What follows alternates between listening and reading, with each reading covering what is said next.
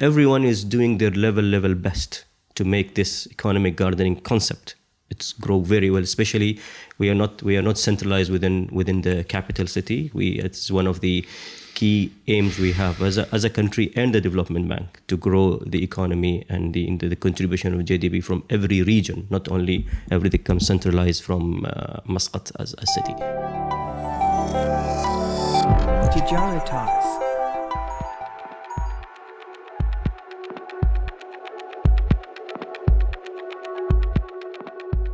Hi, I'm Shabib Maamari and welcome to Tejarah Talks, Oman's premier business podcast. Today we're joined by His Excellency Pankaj Khimji, Foreign Trade and International Cooperation Advisor, Minister of Commerce Industry, Investment Promotion, and Hussain Al Lawati, CEO, Development Bank.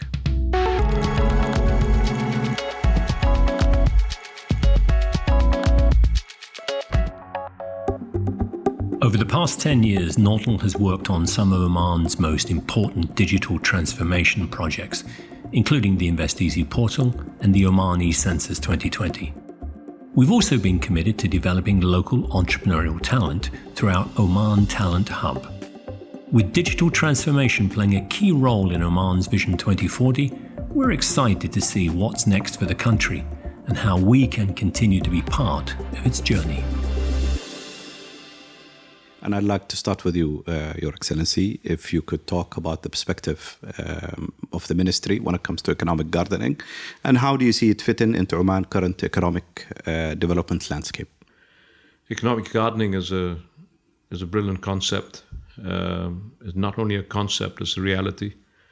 And it's borne well for the community in the US. And I think it's time that we harness the same ideas, the thought process, and the benefits of it in Oman. In certain communities in Oman, a sort of economic gardening has come up. I would say in certain communities like the fishing community, we have seen the process of having to stimulate a go-to-market access, the various technology improvements in the way you fish, the way you store, the way you process, and the way you export. And I think that is basically where the ministry guides its stakeholders into improving the quality of their product, the services, in order to kind of have better access to newer markets and more markets. And that's basically the essence of gardening. But more importantly, it's about adapting to the new culture, to the new economy, adapting yourself to upskill yourself, to reskill yourself, to do it. Now, do we have the means and the apparatus to do the same? In most cases, no, but in few very significant cases, we have done that. And I think one of them, as I said, was fisheries.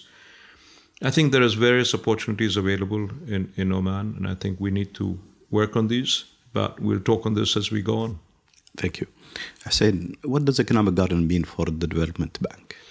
Thank you, Shabib, for the opportunity to be here. I think economic gardening is something we believe it's a part of the DNA now in the development bank. It's no more an option.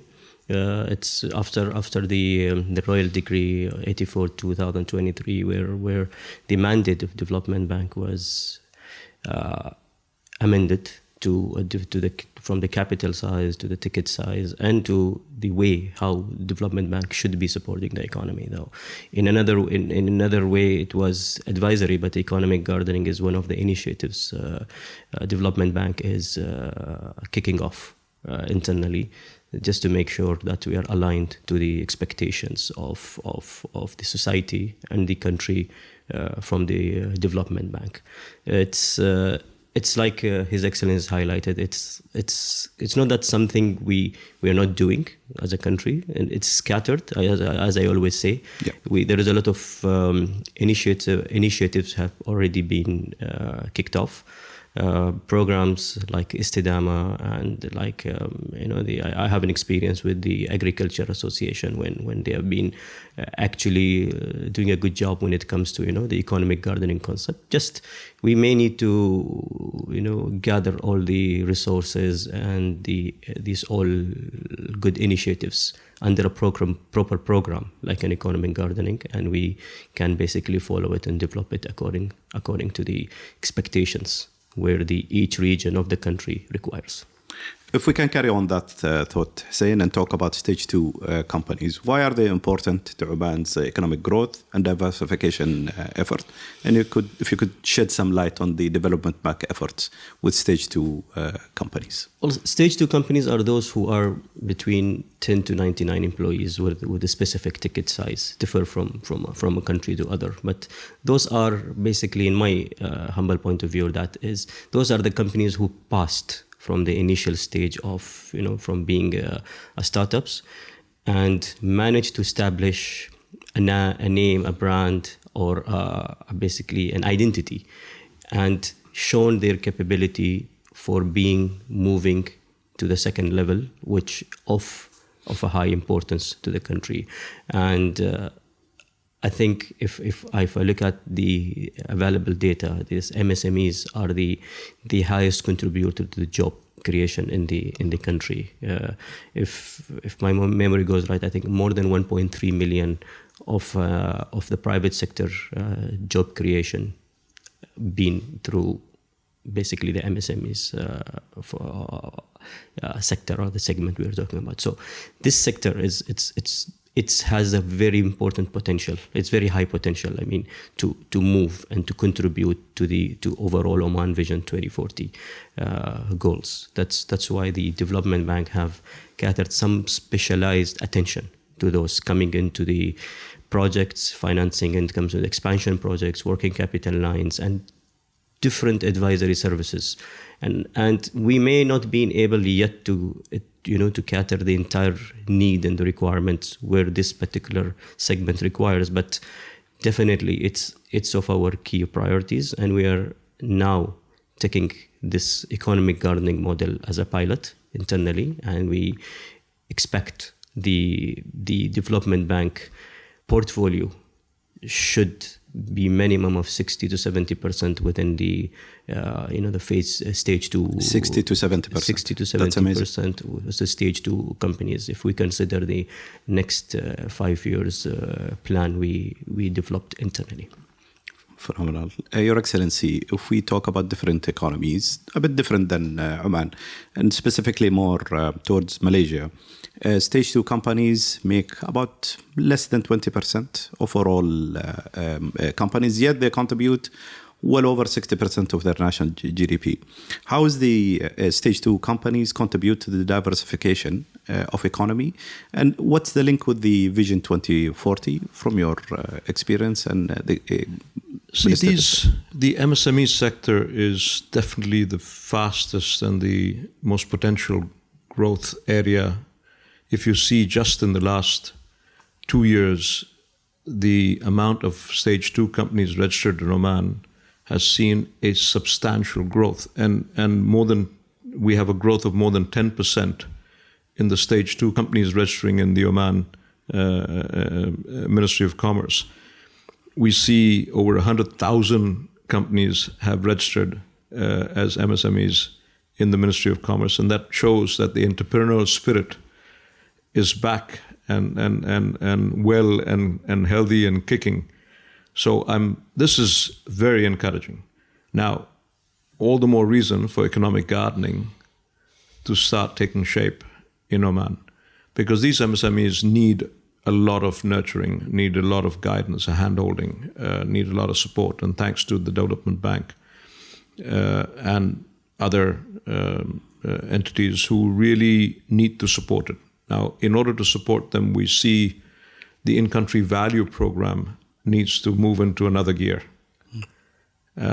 In principle, we are all committed to it, but can we see the action of actually seeing them as a rule, as a complete have to kind of support them, kind of an approach. And I think that is going to be the new game changer. Another thing that we need to look at is look at certain sectors, whether it's healthcare, whether it's education, whether it's hospitality. These are our own sectors which have flourished in Oman. How much of them have an input of MSMEs in the supporting those sectors? The core areas of education need to be with teachers. But there is probably a 30-40% cost related to education, which is non-core. Services, catering, maintenance, housekeeping. Those areas can be outsourced to MSMEs. And I think this is somewhere that we need to start identifying approach areas in making this happen. So I believe that the MSME growth in Oman and the entrepreneurial spirit which is growing, and we're seeing this more now than ever before, is going to be the testament of Oman's success in employment creation. So His Excellency referenced shifting gear, which basically tells us that there are some challenges that we need to tackle.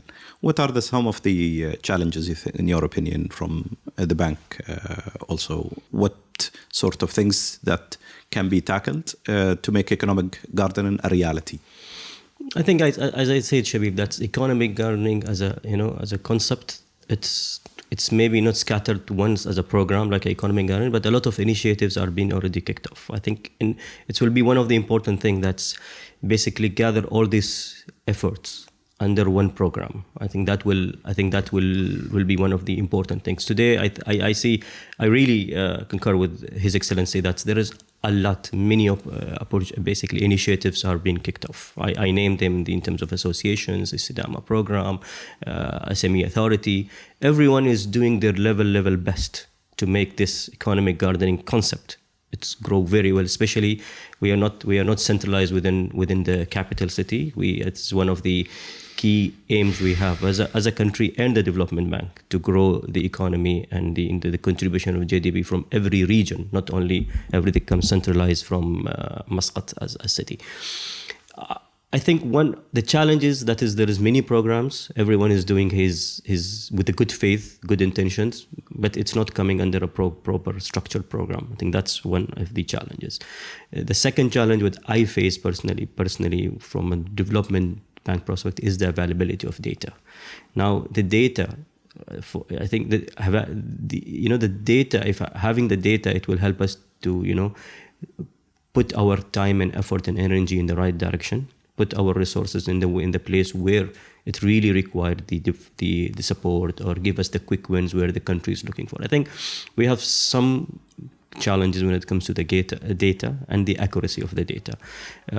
Those two important things, in my point of view, are really important for economic gardening as a program to kick off. One is to gather all the effort together and having the right data to basically measure the quick wins and to put our energy in the right place. Great.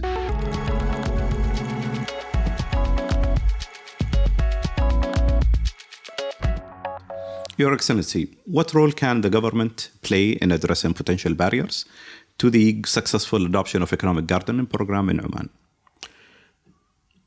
I think we've got some fantastic anecdotal examples of where the government has played a very significant role in harnessing small and medium-sized industries. And one particular area that I'm kind of aware of is the agricultural field, where this new concept of vertical farming, hydroponics, has really taken off in Oman, where subsistential farmers have actually acquired neighboring land, put them in a community farming kind of a mode, and harnessed vegetables and fruits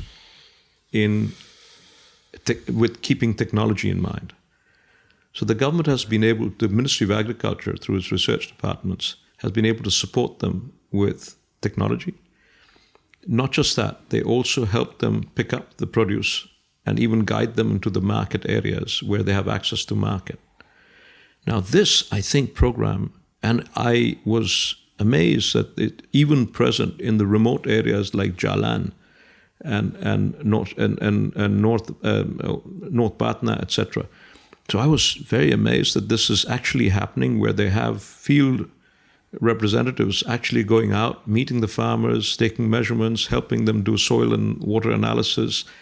And I think that is basically the real example of where the government has been able to support small businesses to really grow and come into their own, and giving them access to markets and technology as well.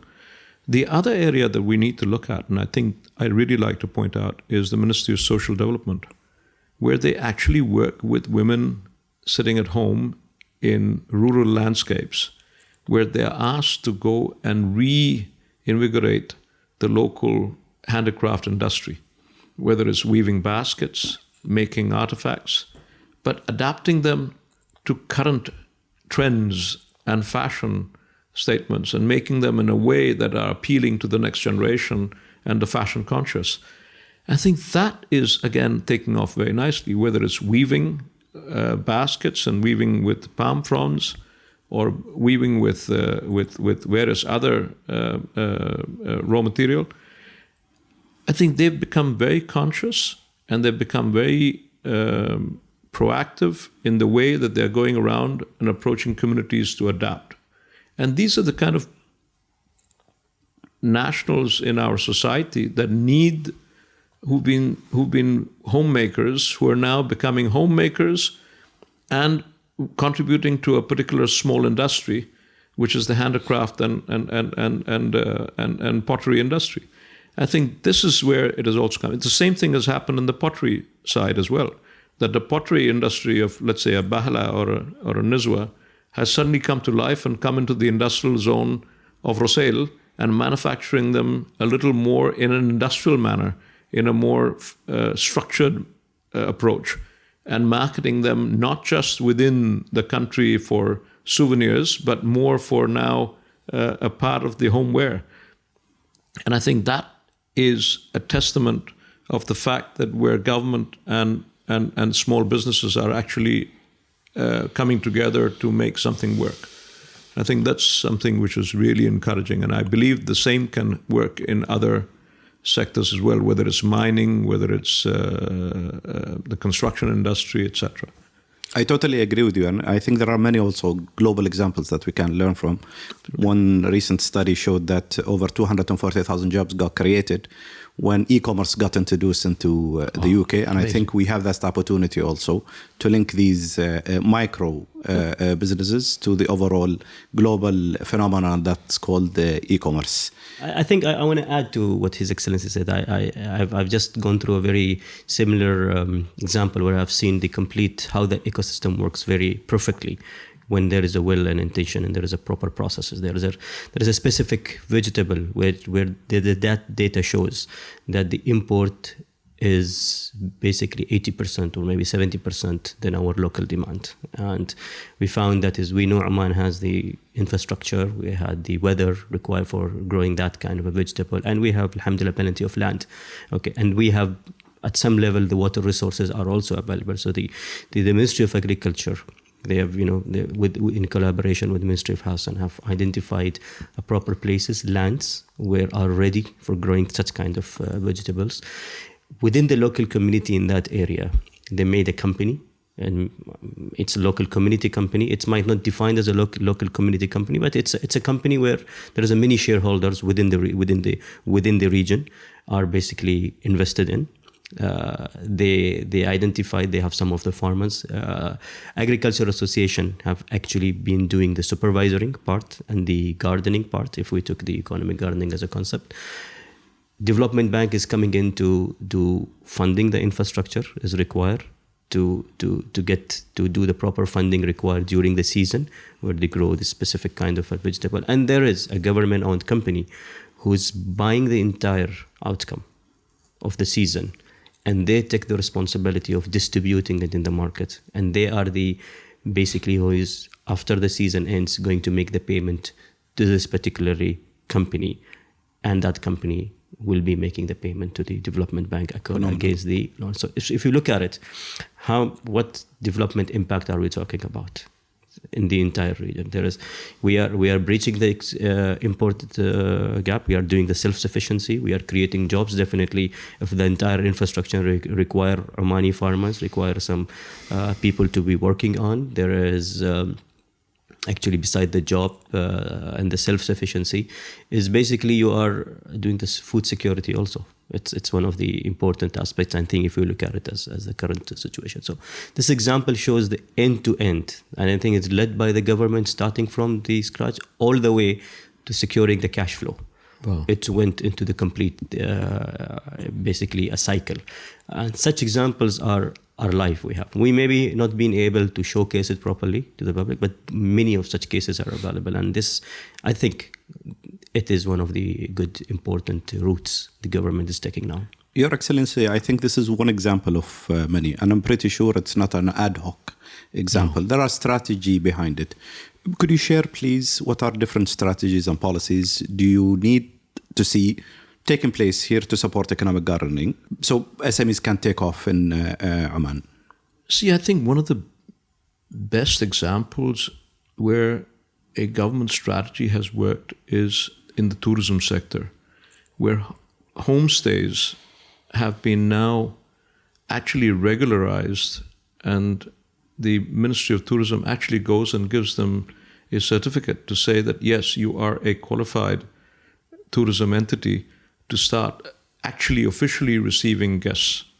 So basically telling them what are the sole HSE requirements in order to fulfill the obligations of a host in making sure that the guest is safe and comfortable and bare minimal things are given. So I was very fortunate that I got a chance to visit the new hinterland, or the so-called the back areas of the Nizwa fort, where they've converted a whole old ruined urban landscape into a homestay and rooms where you could go and hire and stay the night in an old in an old Nizwa Omani home. Similarly, houses. A heritage home. Similarly, they've done this in Jabal Akhtar, where a whole village in the mountains, in the hills, which was literally hanging off the cliff, has been converted into a homestay, managed by the families who originally lived there and run there, and the women of the family cook and clean and provide all the other F&B services, while the men do all the housekeeping and the operational work. I was so encouraged by this whole thing. The other example was the whole ecosystem of the rose, right from the harvesting of the rose to processing the rose into creating rose water and rose perfume and rose attar and other derivatives out of it. This has now become not just an industry from selling the byproducts, but it's an industry from a tourism point of view, where tourists are actually encouraged and they pay to understand the process of harvesting, going there and collecting the roses, plucking the roses, and then actually take them in those cane baskets and taking them to the refinery, or the traditional refinery in the homes, where they kind of put them through the mechanism to kind of extract the essence out of the rose petals. I was so encouraged that the family has now wanting to kind of take this to the next level by actually saying, can we create a small little museum of the rose? And this has been done now by the Ministry of Tourism in Jabal Akhtar. So I think these are the kind of live examples where a community has been given the means to educate themselves, or to upskill themselves into creating a new platform to sell a particular feature of which is unique to that particular community. And I think that is more important to our economic gardening process, that communities stay, and that is the main essence of economic gardening, where the communities stay. They don't have to move out in search for better pasture, that they create their own new economic model within the area ecosystem that they are in, and they adapt, they upskill, they retrain with the help of professionals or with the help of government in doing so. And I think those in the hospitality sector and in the agro sector are a classic example of how Oman can actually develop and do that. And I wish we could do this in the same area of mining, in the area of now the hydrogen ecosystem, where we will need people to maintain solar panels. We'll need people to install and maintain windmills. We will need people to maintain and operate electrolyzers, transport them, upkeep, etc. So I think there's a whole new wave of a new PDO happening through the alternative energy medium. And whilst PDO has done extremely well imbibing the local communities into the oil and gas platform, can we do the same thing with the hydrogen, with the wind, solar, and electrolyzer technologies, to see whether the local communities can come in and actually upskill themselves or reskill themselves into getting into that new mode? If we can carry on the same example, Your Excellency, because this is very interesting, the green hydrogen example. And we've seen how successful the government did inviting big players and creating wealth through potential FDIs. But then how does the government, specifically the ministry, balance supporting, encouraging these FDIs, but also supporting the local businesses? And then how do you measure the success of both? Maintaining that SME development through economic gardening, but also balancing and bringing the FDIs. If you could take us through an example or policies that you guys are working on. See, we have to, first of all, it's the sunrise industry, which is the solar and wind energy and the green hydrogen. And whilst the government is grappling with trying to make sure that this is going to be the new Oman 2.0 going forward, the new renaissance of Oman through an alternative field, and that is the solar and wind. The government has done all the right things in allocating 50,000 square meters of land, starting auctioning out various parcels of land. We've got very big players come in and promise. But the good thing is that these players are not new. They've been there in the oil and gas industry. They're adapting themselves to the new industry, which is the green energy platform. So they understand what is in-country value. They understand what is working with communities and doing that. So I'm very encouraged, and I think I'm very confident that this is going to be a similar role that the Hydrom is going to play in making sure that communities are as much part of the development of green hydrogen as is the hydrogen itself, and creating the green hydrogen itself.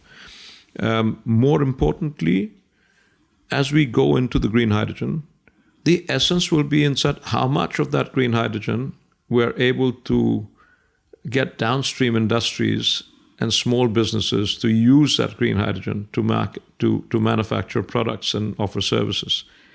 Will we be able to harness this and say, can we export those products and services from MSMEs in a green certified manner?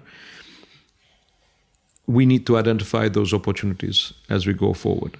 Which are those industries which are energy consuming, which can consume green hydrogen or green alternative energy, whether it's solar or wind, to certify their products as being green? Now that is going to be another new paradigm, and I think that's the area that Ministry of Energy and Ministry of Industry and Commerce and Investment Promotion needs to look at and work in tandem to find out opportunities that can lead to further establishment of industries under the green certification. Phenomenal. And talking about metrics and success stories, what sort of metrics we need to look at, Hussain, to measure the success of economic gardening programs? I think in my point of view, I think the job creation is one of the very important, and the contribution of that particular region or area to the GDP from all the aspects, not from the sector-wise, from the region point of view, how that be able to contribute. I think it's also, I'm sure, Shabib, all of us know that in Oman has a unique, basically, geographical placement. That is, Oman has has a nice tourism attraction places. Some of them are very good for the fishing. Some of the regions are amazingly basically ready for agriculture projects, and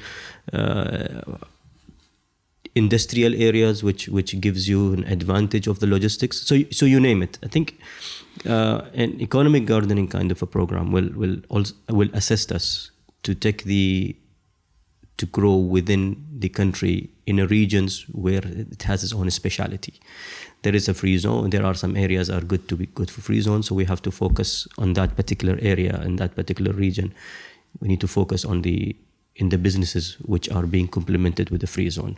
Areas where the lands are clear for agriculture process, so we should be focusing on that. So once we have this kind of a proper statistics data and we have the program set, then we can dilute all the time, energy, resources, and to do the economic gardening in those specific areas, those specific regions, taking the advantage of the speciality of the region. And then when it comes to the measure, then we'll be able to measure it in a more accurate way. This initiative, using Salala as an example, is one of the tourist attraction places. What kind of a jobs been created? What kind of how many tourists has been coming in, and what was the GDP contribution came in during this specific season for the country? I believe job creation, GDP contribution, self-sufficiency within the region, the population, the growth of the population in that particular region. Also, it's one of the matrices I would consider measuring for me the growth or the success of the economic gardening.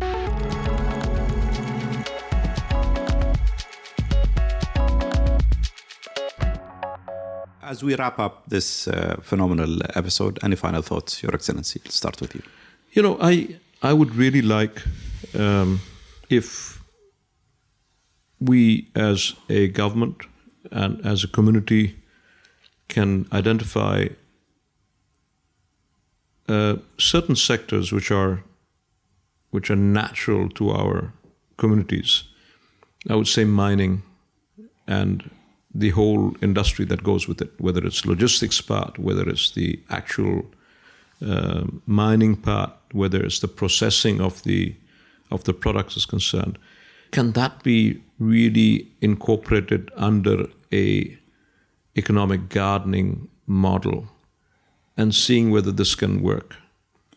I would also want that the success of the Nizwa heritage village story in the tourism sector, can this be adapted to a Mirbat and to a Hawasna or to certain areas in the thing, which gives opportunities and gives a further perspective and a menu to tourism to say, look, we have heritage villages where you can go and actually spend the whole day. Can the government and communities come together in addressing this particular area? The logistics industry is still very fragmented. It's still not, it's owner-owned or large corporate-owned. But there's a huge MSME opportunity that is missing in that thing. And I think this is something that we need to work on. So I think logistics, tourism, and I'd like to address the mining sector. And I think those are the opportunities that lie ahead. Thank you. Hussain? I think, as I say, that is, as a development bank, we already we put economic gardening as a part of our DNA. That's to kick it off in different regions. We have one specific region we're considering economic gardening to be as a pilot phase, where it's starting from the providing the required advisory expertise in that particular area.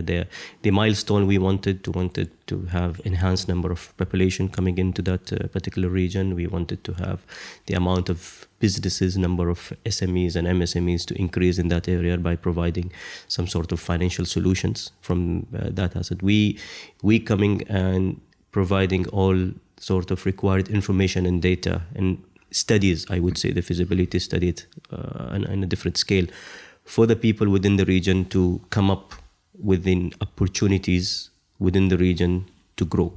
So that's from the development bank side. It was maybe an initiative developed to a complete program now as an economic gardening. We are branding it as an economic gardening, and that will be a first phase for us as a pilot.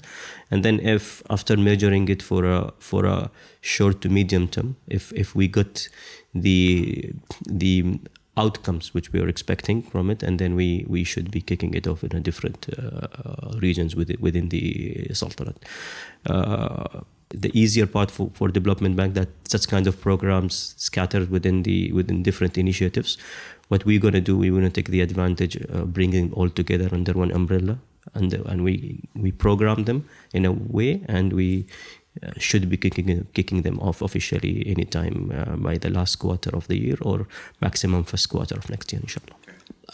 I would like to address one particular area where the community actually took it upon himself to reprogram themselves to say, we want to be a destination for tourism attraction. People go to Bahla, people go to Jabreen, that little Nizwa, Golden Triangle. Yes. As tourists. But just beyond Bahla is a small little town called Gafat, which has a heritage, old medieval village, which has been restored by the local youth of that area. And then in between, they've spruced it up with a modern coffee shop with an actual barista machine, and making it attractive for tourists to come in and actually relax, walk about, spend time, sit in the majlis outside the mosque, and enjoy themselves and appreciate the local fauna and the characters of the Nakhil that are there. But they lack awareness. They lack somebody to handhold them and say, how do you promote this on Instagram or on Twitter or on whichever social media platform to attract people to come and spend more time in the village when they're already in the region of Nizwa and Bahla and Jabreen. So I think this is somewhere that we need to work. But I'm just trying to give you an anecdotal example of how this village came together, where the youth of the village restored a medieval village to make it more attractive, to bring more people back into the village, and to bring a sleepy village back into life. And I think this is the very live examples that can happen. And I think as we say that we want to grow to a 10% GDP in tourism, economic gardening, community, and government need to come together in making this happen. Absolutely true. It's been an absolute pleasure hosting you both. Excellency Pankaj Khimji, Hussain Al Lawati, thank you very much for your time. Thank you. Thank you. Thank you Very much for having us. I'm Shabib Al Maamari, and that wraps up another episode of Tejarah Talks. Please don't forget to follow us on your favorite podcast platform and join us again next time. Until then, stay curious. Tejarah Talks.